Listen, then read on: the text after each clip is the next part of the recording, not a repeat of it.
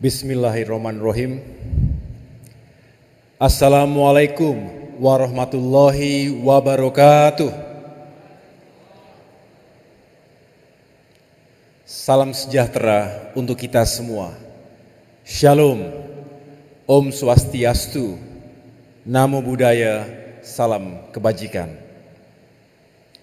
Pada kesempatan yang baik ini, sebelum memulai sambutan saya, perkenankan kami atas nama seluruh kader Partai Demokrat untuk sekali lagi mengucapkan selamat ulang tahun ke-72 kepada Bapak SBY. Presiden Republik Indonesia ke-6, Ketua Majelis Tinggi Partai Demokrat yang sama-sama kita hormati, cintai, dan muliakan. Doa yang tulus dari kami semua, Bapak. Semoga Bapak panjang umur, sehat selalu, serta senantiasa bahagia, lahir dan batin. Kami juga mendoakan, semoga Bapak dapat terus menjadi guru bangsa, guru untuk kita semua. Sebagai salah satu putra terbaik bangsa, pengalaman Bapak dalam memimpin, membangun, dan memajukan negeri ini, juga dalam membangun dan membesarkan Partai Demokrat ini, tentu sungguh sangat berarti. Pengakuan ini tidak hanya berasal dari dalam negeri, tapi juga dari dunia internasional. Founder sekaligus Executive Chairman dari World Economic Forum, Klaus Schwab, pernah mengatakan bahwa Indonesia mengalami masa keemasannya, dikatakan sebagai a golden decade of Indonesia di bawah kepemimpinan Presiden SBY. Selama 10 tahun, 2004 sampai dengan 2014, Bapak SBY bersama pemerintahannya berhasil menjaga stabilitas politik dan keamanan, berhasil melunasi utang IMF dan juga menurunkan rasio utang luar negeri terhadap PDB secara signifikan. Kita tahu berapa rasio utang kita hari ini terhadap PDB. Kemudian ekonomi kita tumbuh tinggi dengan rata-rata sekitar 6% selama kurang lebih 10 tahun tadi. Dan meski dunia menghadapi krisis ekonomi global pada tahun 2008, kita juga tidak sangat terpuruk. Bahkan di antara negara-negara G20, pertumbuhan ekonomi kita tertinggi kedua di dunia setelah Tiongkok. Ini memberikan jalan. Pertumbuhan ekonomi yang tinggi tadi memberikan jalan bagi pembangunan infrastruktur di seluruh wilayah tanah air. Jadi tentu pembangunan infrastruktur bukan hanya hari ini, tetapi 10 tahun di bawah pemerintahan Pak SBY dulu, pembangunan infrastruktur dalam kerangka roadmap atau blueprint MP3I juga dilakukan di berbagai wilayah tanah air. Tapi itu semua tanpa harus mengorbankan pembangunan manusia, terutama di sektor pendidikan, kesehatan, dan kesejahteraan rakyat. Ini penting untuk kita ingat kembali. Dan alhamdulillah pendapatan masyarakat kita ketika itu juga terus meningkat secara signifikan. Serta sebaliknya angka kemiskinan, ketimpangan, juga pengangguran dapat ditekan dan diturunkan. Dalam aspek yang lain, kita tahu kehidupan demokrasi serta kedamaian, kebinekaan, dan kerukunan antar anak bangsa dapat terjaga dengan baik, termasuk kebebasan pers dan civil society. Sedangkan dalam aspek yang lain, hubungan internasional, Indonesia sangat aktif berkontribusi sebagai warga dunia bertanggung jawab ketika itu, termasuk dalam isu-isu geopolitik, upaya-upaya untuk menjaga keamanan dan stabilitas di kawasan, serta menjadi champions dalam permasalahan dunia terkait global warming dan juga climate change. Ketika itu Indonesia dihormati, disegani oleh negara-negara sahabat kita. Bahkan dalam penyusunan blueprint Sustainable Development Goals atau SDGs yang dicanangkan oleh PBB, Indonesia didaulat untuk memimpin bersama Inggris dan juga Liberia. Dan itu semua tentu merupakan kerja keras dan pencapaian Presiden SBY, juga Partai Demokrat yang membuat kita semakin dipercaya ketika itu. Tepuk tangan untuk Partai Demokrat. Bapak Ibu sekalian, untuk itu, sudah selayaknya jika di hari yang spesial ini, kepada Bapak SBY, kami anugerahkan penghargaan tertinggi Partai Demokrat, Lifetime Achievement Award, atas kecintaan dan kesetiaan abadi, juga perjuangan, pengabdian, dan pengorbanan tiada akhir yang Bapak SBY berikan untuk kebesaran Partai Demokrat. Kalau saja Ibu Ani masih ada bersama kita, biasanya duduknya di sebelah kirinya Pak SBY, pasti beliau akan melirik Pak SBY sambil tersenyum, bahagia dan haru. Karena di antara kita semua, yang paling memahami perjalanan panjang, apa yang dirasakan, dipikirkan, dan dilalui oleh Pak SBY, ya Ibu Ani. Sejak menjadi seorang perwira, hingga menjadi pemimpin bangsa dan negara.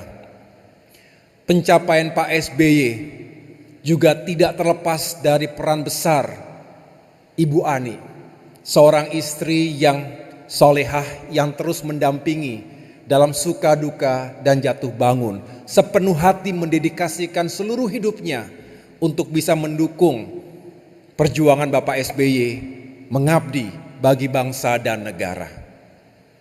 Termasuk untuk mendirikan dan membesarkan Partai Demokrat ini. Meski beliau kini sudah tidak bersama kita lagi, namun cahaya beliau masih terang, insya Allah menyinari, menerangi kita semua. Dan bagi kita untuk itu semua, Ibu Ani adalah the true spirit of Demokrat.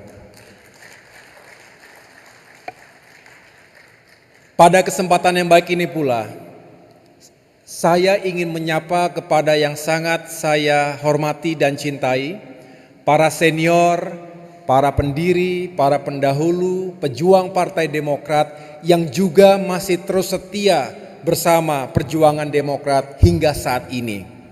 Walaupun tidak lagi seaktif dulu, tetapi saya yakin hati dan pikiran beliau-beliau itu selalu bersama kita. Di sini hadir para pendiri, para pejuang yang mohon maaf tidak dapat saya sebutkan satu persatu. Tapi cukuplah tadi diwakili oleh Bapak Mangindaan, Bapak Amir Syamsuddin, dan juga Ibu Melani Suharli merepresentasi figur-figur terbaik, kader-kader terbaik Partai Demokrat yang juga mendapatkan penghargaan yang sama. Sebagian sudah berpulang kepada Sang Pencipta.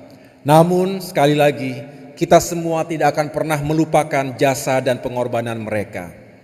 Bintang penghargaan yang kami persembahkan tadi merupakan tanda terima kasih dan apresiasi kami setinggi-tingginya kepada Bapak Ibu sekalian atas perjuangan dan pengorbanannya untuk Partai Demokrat.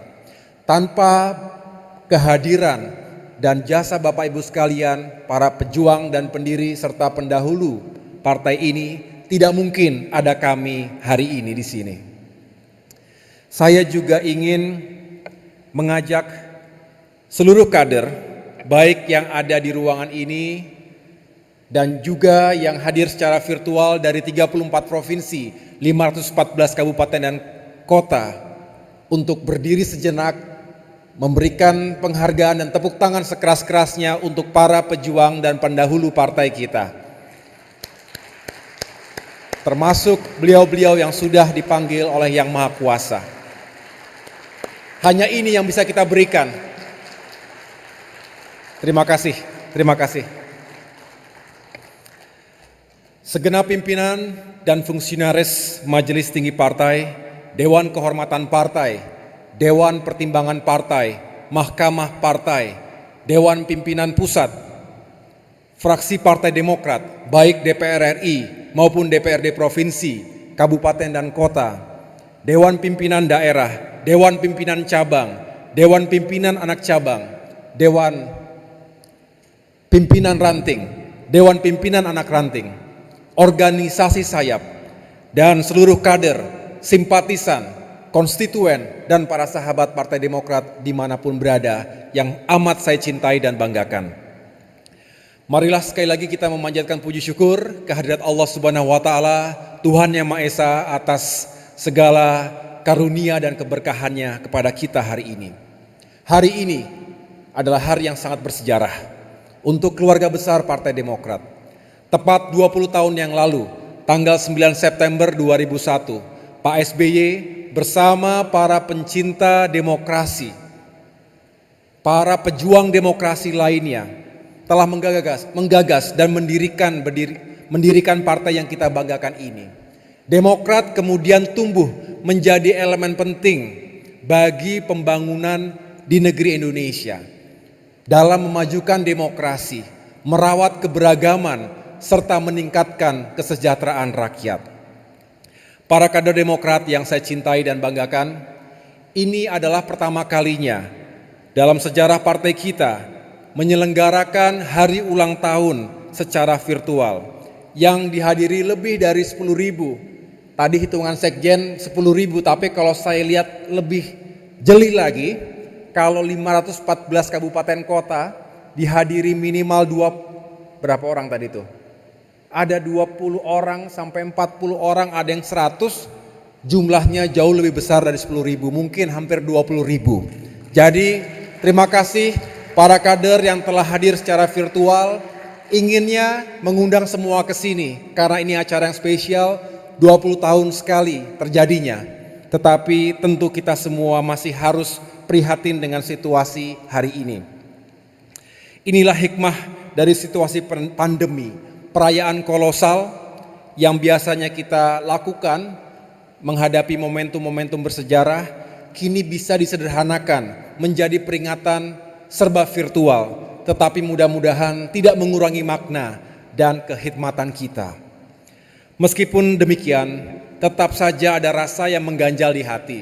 Kalau tadi kita menyaksikan video yang ditayangkan oleh panitia, bisa kita rasakan betapa kita semua merindukan untuk turun langsung ke lapangan, menemui rakyat di berbagai daerah, dari Aceh sampai dengan Papua. Sekali lagi, itu semua belum memungkinkan bagi kita untuk melakukannya, tapi itu adalah risiko dan konsekuensi Ketua Umum periode 2020-2025 yang harus beradaptasi dengan situasi yang tidak normal akibat pandemi ini. Keterbatasan ini tentu bukan hanya sekedar tantangan pandemi, tapi juga yang sering saya sampaikan dalam berbagai forum, di dalam negeri maupun di forum internasional, bahwa tantangan zaman syarat akan perubahan dan ketidakpastian. The only certainty is uncertainty. Bayangkan 20 tahun yang lalu, informasi tersebar dengan sangat terbatas, hanya melalui pesan singkat, SMS. Jauh sebelum ada YouTube, Twitter, Facebook, Instagram, apalagi TikTok. Jadi saya bisa membayangkan bagaimana beratnya, bagaimana menantangnya perjuangan para pendiri partai, pejuang, dan juga generasi pendahulu untuk mengetuk pintu dari rumah ke rumah, untuk menyampaikan visi misi kepartaian di awal berdirinya, dan kemudian untuk memenangkan hati mereka. Artinya, tantangan 20 tahun lalu dengan hari ini tentu berbeda. Kini kami alhamdulillah bersyukur ketika dengan teknologi informasi dan komunikasi yang semakin kita gunakan dengan baik hari ini, kita bisa dengan cepat dan mudah berinteraksi, menyampaikan informasi, termasuk menyampaikan pesan-pesan Partai Demokrat. Sekarang dalam sekali tweet saja, di sini ada raja-raja tweet di sini, ya. Dan saya tahu sekali tweet saja bisa langsung tersebar, bisa langsung dibaca oleh ratusan ribu konstituen dan jutaan masyarakat Indonesia. Bisa langsung dilihat, bisa langsung di-share, bisa langsung di-like. Dengan mudah kita juga bisa menyapa para kader, konstituen di berbagai daerah tanpa harus turun langsung dengan Zoom meeting seperti hari ini, video call atau Instagram live yang seperti sering dilakukan oleh istri saya Anissa untuk bisa menjangkau masyarakat luas yang memang tidak setiap kali bisa kita sapa secara langsung. Dan alhamdulillah itu juga memungkinkan kita menjangkau seluruh wilayah Indonesia dari timur, Papua, Maluku, Nusa Tenggara, Bali, Sulawesi, Kalimantan, Jawa hingga ke Sumatera. Namun kita juga tahu dampak negatif dari media sosial itu juga sangat nyata. Saat ini Bapak Ibu sekalian, kita menghadapi perilaku-perilaku buruk para buzzers yang memang pekerjaan utamanya adalah untuk memproduksi dan menyebarluaskan hoax,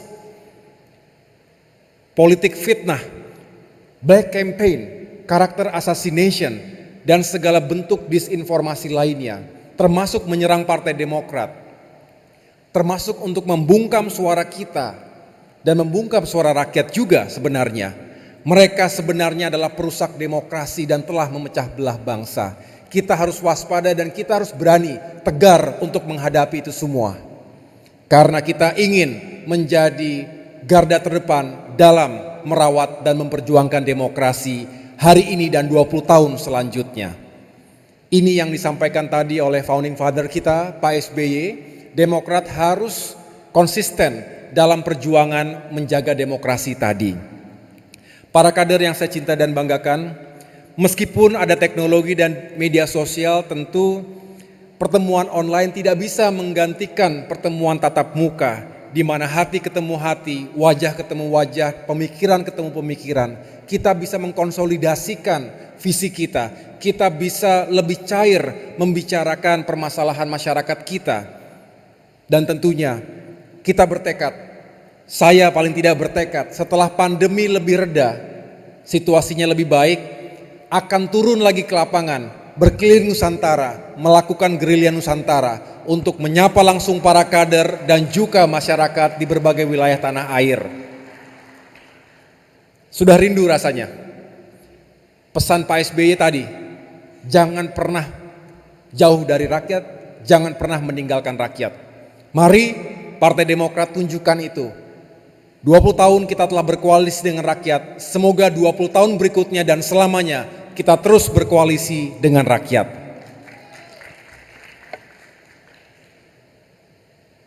Para hadirin yang saya hormati, hari ini langit Indonesia masih mendung.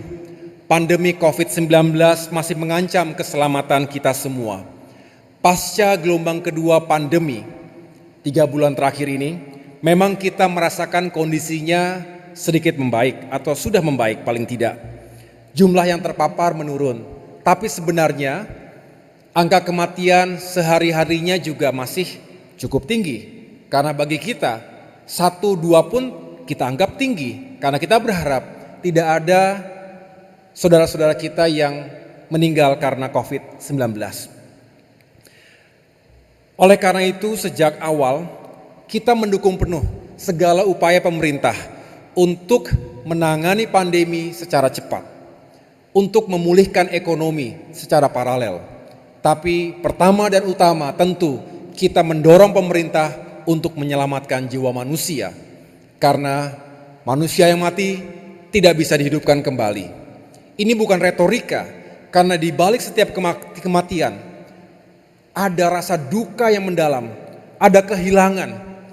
Kematian tidak boleh dianggap statistik. Oh, hanya 1, hanya 2, hanya 10. Ingat, di balik itu semua ada duka nestapa, ada tangisan yang mungkin akan membekas selamanya di hati orang-orang terdekat, keluarga tercinta. Jadi sekali lagi, janganlah lihat kematian sebagai statistik yang bisa kita sederhanakan.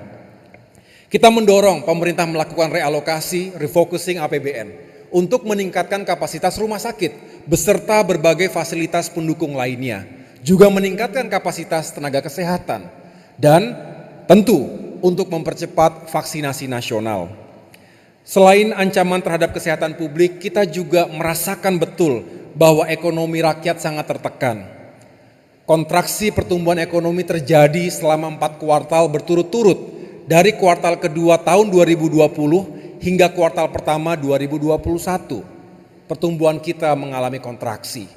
Sebetulnya kita gembira menyambut pertumbuhan 7,07% di kuartal kedua tahun 2021 ini. Tetapi banyak mengatakan bahwa pertumbuhan tinggi tersebut sifatnya semu karena lebih ditopang pada sektor ekspor yang tinggi, sedangkan daya beli dan konsumsi rumah tangga masyarakat masih sangat lesu. Belum lagi kita berbicara utang negara yang sudah tembus di atas 6.500 triliun rupiah, artinya sudah melampaui 40% rasio utang pemerintah terhadap PDB. Dan tadi di masa pemerintahan Pak SBY kita bersyukur bisa dikendalikan, bisa dijaga di sekitar angka 24% saja rasio tersebut, artinya sangat sehat bagi ekonomi yang sedang tumbuh seperti Indonesia ini. Kemudian kita juga tahu bahwa para pelaku UMKM selama ini menjadi kartu penyelamat nasional, sedangkan di masa pandemi hampir 90% itu sangat terdampak, terpukul di sisi penjualannya. Hampir setiap hari saya menyapa warga secara virtual juga untuk menanyakan bagaimana kabarnya, sekaligus ingin mengetahui bagaimana nasib para pelaku UMKM kita yang jumlahnya besar. Ternyata memang banyak sekali yang harus gulung tikar, yang omsetnya ambrol karena memang daya beli masyarakat masih lesu akibat segala pembatasan yang terjadi di masa pandemi ini. Dan kita tahu bahwa tidak semua kelompok masyarakat memiliki kemampuan yang sama untuk melakukan adaptasi dan juga transformasi. Pemerintah sering mengatakan, lakukanlah transformasi digital. UMKM kita harus segera masuk ke dalam platform digital. Tetapi sekali lagi tidak semua memiliki kemampuan yang sama. Mereka bukan tidak mau, tapi tidak tahu caranya dan juga tidak tahu bagaimana untuk mendapatkan akses yang lebih baik. Akibatnya Bapak Ibu sekalian, angka pengangguran, kemiskinan, dan ketimpangan sosial juga meningkat tajam. Di sisi lain, berdampak signifikan terhadap kualitas generasi penerus kita, di mana kita tahu banyak yang harus melakukan pembelajaran jarak jauh ketika internet tidak mereka miliki. Dan ini semua menuntut kita untuk peduli dan berbagi. Itulah para kader sekalian, kami laporkan Partai Demokrat ingin terus hadir bersama rakyat.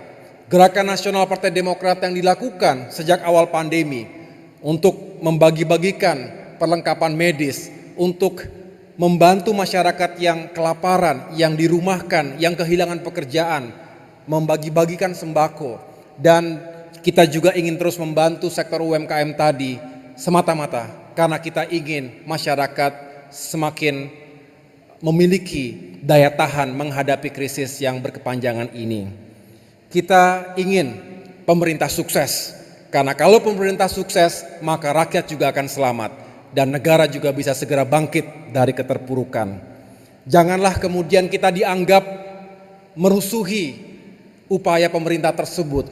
Kita memang berada di luar, tapi kita juga merah putih karena kita ingin negara kita selamat.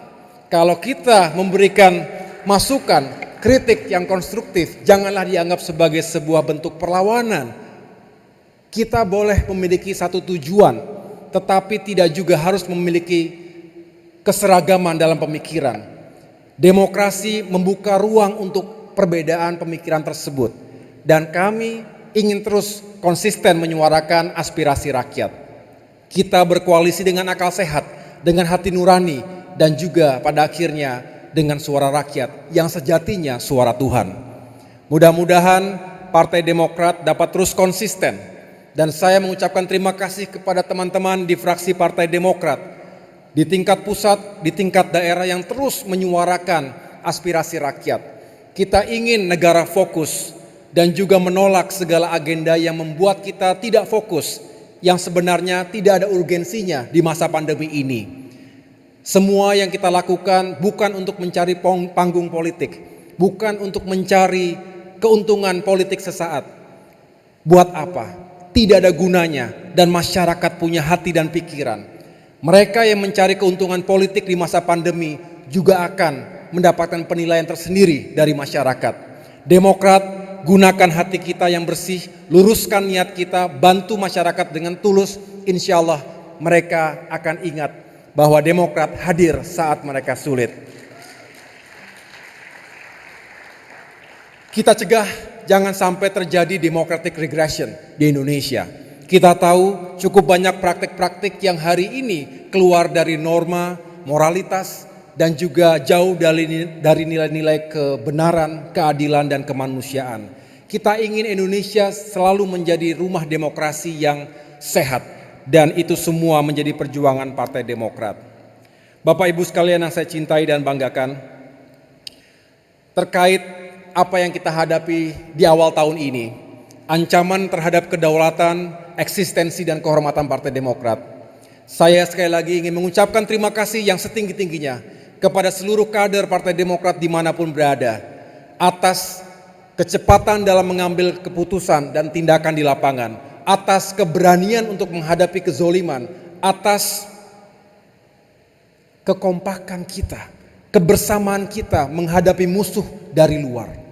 Itu semua emas, nilai-nilai dan kekuatan kita hari ini dan seterusnya. Terima kasih, kita telah berhasil mematahkan upaya para gerombolan yang ingin merusak Demokrat dan juga merusak demokrasi. Saya ingatkan, perjuangan belum selesai. Mereka masih berupaya untuk merampas apa yang kita miliki dan kita perjuangkan selama ini. Jangan lengah. Kita ikuti, kita kawal, kita awasi. Kita berharap hukum dan keadilan tegak di negeri ini. Tetapi sekali lagi, semua itu perlu kita perjuangkan bersama. Ajaklah masyarakat sekitar kita juga untuk memonitor itu. Mengapa?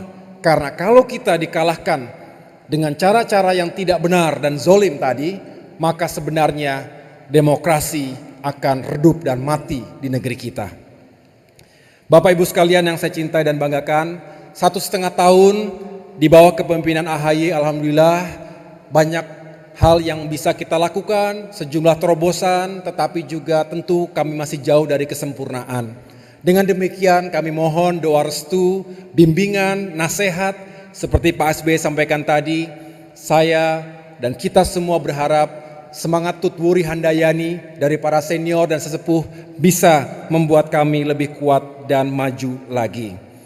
Kita ingin terus membangun partai yang cerdas, partai yang adaptif, di samping menjadi partai yang solid dan militan.